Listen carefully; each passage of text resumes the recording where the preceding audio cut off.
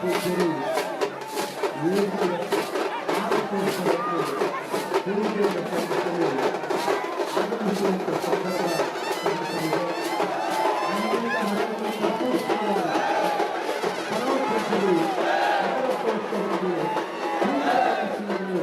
ಮಾರುತೋತ್ಸವಕ್ಕೆ ಆಗಮಿಸಿರತಕ್ಕಂಥ ದೃಶ್ಯವನ್ನು ನೋಡ್ತಾ ಇದ್ದೇವೆ. ವಿವಿಧ ಮಂಗಳ ವಾದ್ಯಗಳೊಂದಿಗೆ ಪರಮಪೂಜ್ಯರು ಮಾರುತೋತ್ಸವಕ್ಕೆ ಪೂಜೆಯನ್ನು ಸಲ್ಲಿಸಿ ಆಗಮಿಸಿದ ಕೂಡಲೇ ಕಾರ್ಯಕ್ರಮ ಪ್ರಾರಂಭವಾಗ್ತದೆ.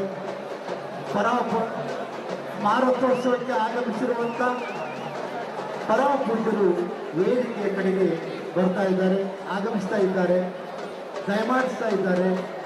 ಅವರಿಗೆಲ್ಲ ಅಲ್ಲೆಲ್ಲ ನಿಂತಿರ್ತಕ್ಕಂಥ ಶ್ರೀಮಠ ಭಕ್ತರು ದಾರಿಯನ್ನು ಮಾಡಿಕೊಳ್ಬೇಕು.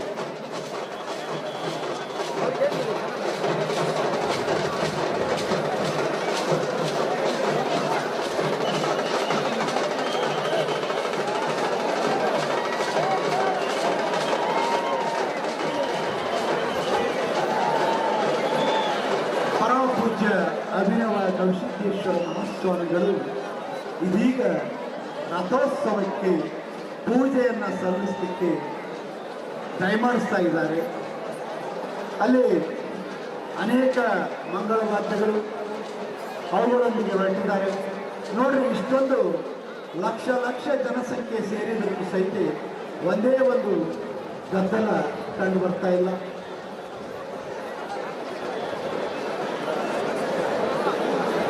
ಸೂಜಿ ಬಿದ್ದರೂ ಕೇಳುವಷ್ಟು ಮೌನ ಆವರಿಸಿದೆ.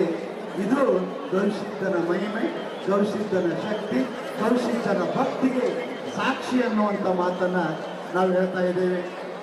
ಇಲ್ಲಿ ನಮ್ಮ ಗವಿಮಠದ ಭಕ್ತರು ಎಷ್ಟೊಂದು ಶಿಸ್ತಿನಿಂದ ನಡೆಸ್ಕೊಳ್ತಾರೆ ಅಂದರೆ ಶಿಳ್ಳೆ ಹಾಕೋದಿಲ್ಲ, ಚಪ್ಪಾಳೆ ತಟ್ಟೋದಿಲ್ಲ, ವಿಚಿತ್ರವಾಗಿ ವರ್ತಿಸೋದಿಲ್ಲ. ಅತ್ಯಂತ ಶಾಂತರಾಗಿ ಶಿಸ್ತುಬದ್ಧವಾಗಿ ಗವಿಸಿದ್ದೇಶ್ವರನ ಮಾರುತೋತ್ಸವಕ್ಕೆ ಸಾಕ್ಷಿಯಾಗಿದ್ದಾರೆ ಅನ್ನುವಂಥದ್ದನ್ನು ನಾವಿಲ್ಲಿ ಕಾಣಬಹುದು. ಗವಿಮಠದ ಅಂಗಳದಲ್ಲಿ ನೋಡಿದ್ರೆ ನಮಗೆ ಕೇವಲ ಭಕ್ತರ ಶಿರಗಳು ಮಾತ್ರ ಕಾಣ್ತಾ ಇವೆ. ಎಲ್ಲಿ ನೋಡಿದಲ್ಲಿ ಅತ್ತತ್ತ ಅನ್ನುವಂಥ ರೀತಿಯಲ್ಲಿ ಭಕ್ತರ ಶಿರಗಳು ಮಾತ್ರ ಕಾಣಿಸ್ತಾ ಇರ್ತಕ್ಕಂಥದ್ದನ್ನು ನಾವು ಕಾಣ್ತಾ ಇದ್ದೀವಿ. ಹೀಗೆ ಇನ್ನು ಮಾರುತೋತ್ಸವಕ್ಕೆ ಇನ್ನು ಕೆಲವೇ ನಿಮಿಷಗಳ ಅವಧಿ ಉಳಿದಿರ್ತಕ್ಕಂಥದ್ದು. ಈ ಘಟನೆಗೆ ಎಲ್ಲರೂ ಸಾಕ್ಷಿ ಆಗ್ತಾರೆ. ಮಾರುತೋತ್ಸವದ ನಂತರ ಕೈಲಾಸ ಮಂಟಪದ ವೇದಿಕೆಯಲ್ಲಿ ಧಾರ್ಮಿಕ ಕಾರ್ಯಕ್ರಮಗಳು, ಭಕ್ತ ಹಿತೋದ್ಧಾರಕ ಕಾರ್ಯಕ್ರಮಗಳು ಜರುಗ್ತಾ ಇವೆ. ಅಲ್ಲಿ ಗವಿಮಠದ ಬೆಟ್ಟದ ಮೇಲೆ ಆ ಕಾರ್ಯಕ್ರಮಕ್ಕೆ ಪ್ರತಿ ದಿವಸ ಸಾಕ್ಷಿಯಾಗ್ತಕ್ಕಂಥವರು 70,000 ಜನ ಬೆಟ್ಟದ ಮೇಲೆ ರಾತ್ರಿ 10 ಗಂಟೆವರೆಗೆ ಕುಳಿತುಕೊಂಡು ಆ ಕಾರ್ಯಕ್ರಮಗಳನ್ನು ಕೇಳ್ತಾ ಇರ್ತಕ್ಕಂಥ ಒಂದು ಅದ್ಭುತ ದೃಶ್ಯವನ್ನು ಕೊಪ್ಪಳದಲ್ಲಿ ಮಾತ್ರ ನೋಡಲಿಕ್ಕೆ ಸಾಧ್ಯ. ಇಲ್ಲಿ ಯಾವ ಭಕ್ತರ ಮನೆಗಳಿಗೂ ಕರಪತ್ರಗಳನ್ನು ಹಂಚಿಲ್ಲ, ಆಮಂತ್ರಣ ಪತ್ರಿಕೆಯನ್ನು ನೀಡಿಲ್ಲ. ಪ್ರತಿ ವರ್ಷ ಪರಮಪೂಜ್ಯರು ಈ ವೇದಿಕೆಯ ಮೂಲಕ ವಿನಂತಿಯನ್ನು ಮಾಡಿಕೊಂಡಿರ್ತಾರೆ ಭಕ್ತರಲ್ಲಿ ಜಾತ್ರೆಗೆ ಆಗಮಿಸಲಿಕ್ಕೆ. ಇದೆಲ್ಲವನ್ನ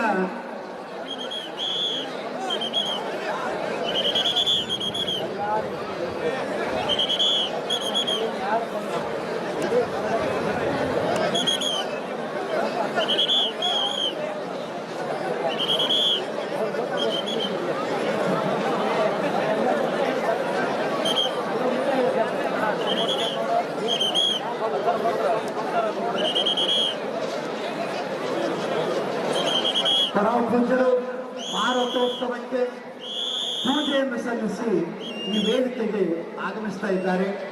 ಆ ದೃಶ್ಯವನ್ನ ನಾವಿಲ್ಲಿ ಕಾಣಬಹುದು.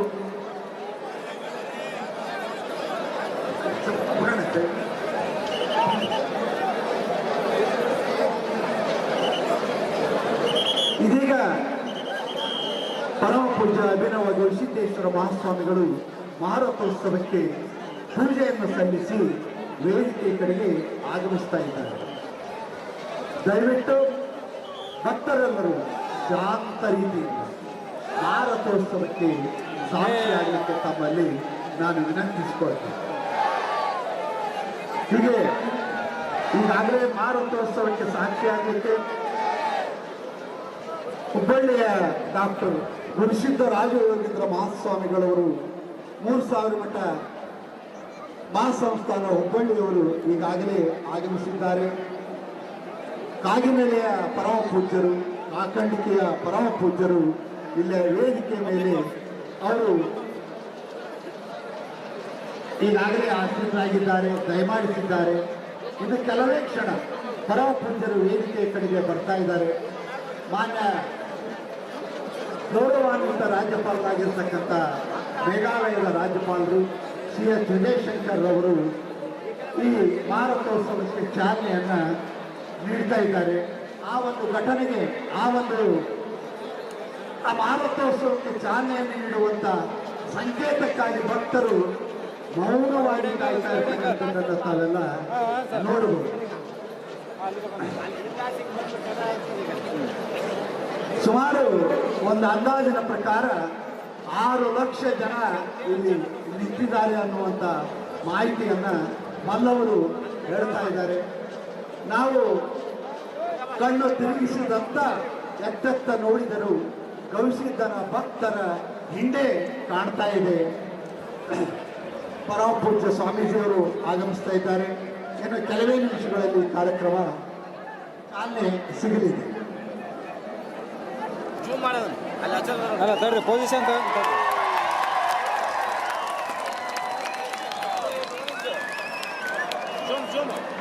ಅಲ್ಲ ಪೊಸಿಷನ್ ತಡ್ರಿ ಈ ಮಹಾರಥೋತ್ಸವದ ದಿನವಾದ ಈ ಒಂದು ರಥೋತ್ಸವಕ್ಕೆ ಇನ್ನೇನು ಕೆಲವೇ ನಿಮಿಷಗಳಲ್ಲಿ ಚಾಲನೆ ದೊರಕಲಿದೆ. ಈ ಒಂದು ರಥೋತ್ಸವ ಕಾಲದಲ್ಲಿ